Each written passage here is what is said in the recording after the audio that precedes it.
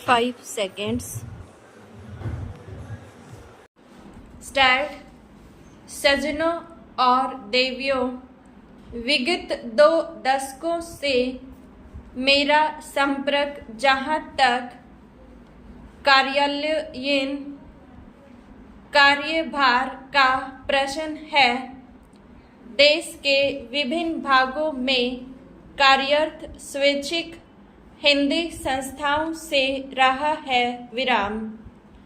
अतएव आज इस गौरवपूर्ण मंच से संस्थाओं और इनके इर्द गिर्द के बातों पर अपने विचार केंद्रित करूंगा विराम। जहां हिंदी शिक्षण एवं परीक्षा संचालन हिंदी प्रचार प्रसार के सर्वाधिक रचनात्मक कार्यक्रम हैं, वहीं हिंदीतर क्षेत्र में हिंदी के लिए अनुकूल वातावरण निर्माण भी एक महत्वपूर्ण पहलू है विराम। आज इन कार्यक्रमों के संचालन सहज सुगम नहीं रह गए, बल्कि चुनौतीपूर्ण हो गए हैं विराम। विद्यार्थियों की योग्यता बढ़ाने के लिए शिक्षा एवं परीक्षा के अतिरिक्त हिंदी वक्तव्य, निबंध, वाद विवाद के साथ साथ नाटक, एकांकी प्रतियोगिताएं आयोजित की जाती हैं विराम। हिंदी शिक्षकों प्रचारकों के लिए शिविर, पुनश्चर्या कार्य शिविर, पुरस्कार योजना जैसे कार्यक्रम आयोजित किए जाते हैं विराम। अनुकूल वातावरण निर्माण के लिए जहां इन कार्यक्रमों को अधिक प्रभावी और परिणामी बनाने की आवश्यकता है, वहीं अन्य प्रभावी कार्यक्रम की परिकल्पना करनी होगी विराम। हिंदी शिक्षण, परीक्षा संचालन और वातावरण निर्माण, इन तीनों के अनुपातिक और सफल आयोजन पर विद्यार्थियों का हिंदी ज्ञान अर्थात हिंदी बोलने, पढ़ने एवं लिखने की दक्षता का पूरा दारोमदार टिका रहता है विराम। आज जबकि बहुतरे विद्यार्थी शिक्षक बनने की राह में प्रशिक्षण प्राप्त कर रहे हैं, तो हिंदी शिक्षक की योग्यता एवं दक्षता ऐसे ध्यान देने का विषय है, जो राज्य के इतने सारे हिंदी सीखने वाले विद्यार्थियों के स्तर के लिए निर्णायक पहलू है विराम। यह नकारा नहीं जा सकता कि किसी भी संस्था के लिए उनके प्रचारक ही आधारभूत परिसंपत्तियां होती हैं विराम।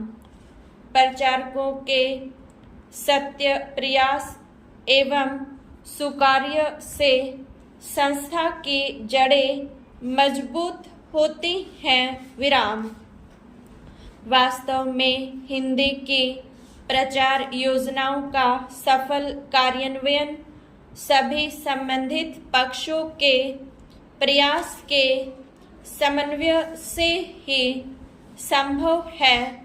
संस्था के पदाधिकारी, कार्यकर्ता, प्रचारक गण, विद्यार्थी और अंत में किंतु कदापि कम नहीं सरकारी व्यवस्था के तालमेल पर विराम।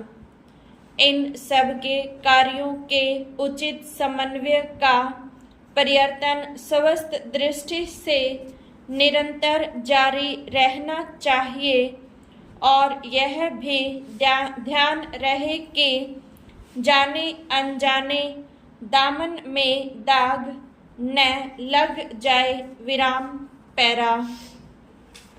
भारत ग्रामों का देश है और अधिकांश भारतीय जनता ग्रामों में बसती है। विराम।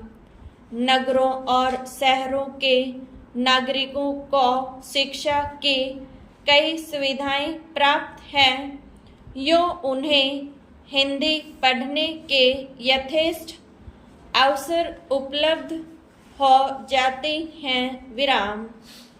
अब आवश्यकता इस बात की है कि ग्रामवासियों को भी हिंदी सीखने के अधिक अवसर प्रदान किए जाए। विराम। हिंदी राष्ट्रीय अस्मिता, राष्ट्रीय पहचान, राष्ट्रीय गौरव की भाषा है। विराम। यह राष्ट्रभाषा राजभाषा घोषित तो हो चुकी है, किंतु अब तक इसे अपना उचित स्थान प्राप्त नहीं हुआ है। विराम। इसके लिए जब तक शासन और जनता दोनों ओर से समन्वित प्रयास नहीं होगा, लक्ष्य की प्राप्ति नहीं हो सकेगी। विराम।